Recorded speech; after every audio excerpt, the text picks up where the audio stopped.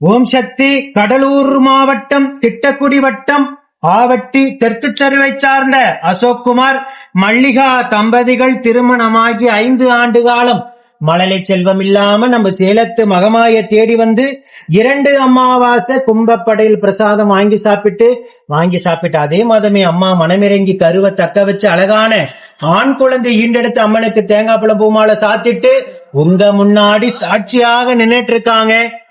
சொல்ல விரும்புறீங்க அப்பா? 5 வருஷம் நீங்க இருந்த கடந்த வாழ்க்கை 2வது மாசமே கரு தக்க வச்சு ஆண் பரிசா கொடுத்திருக்காங்க.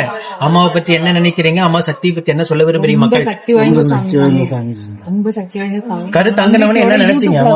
வந்தோம் யூடியூப்ல வந்தோம், எதுவுமே பேச முடியல. 2வது மாசமே கரு தங்கினது ரொம்ப சந்தோஷமா இருக்கு. கரு தங்கினவன அந்த தருணம் எப்படி இருந்தது?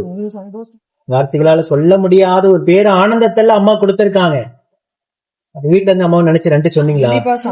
நீங்க உயிருள்ள வரைக்கும் அம்மாவாசைக்கு இவங்க வந்தாங்க சாமி, நான் வரல. இவங்க வர வச்சு நாங்க கும்பப்படை உயிருள்ள வரைக்கும் நீங்க அம்மாவை மறக்க மாட்டோம், மறக்க கூடாது, மறக்கவும் மாட்டீங்க.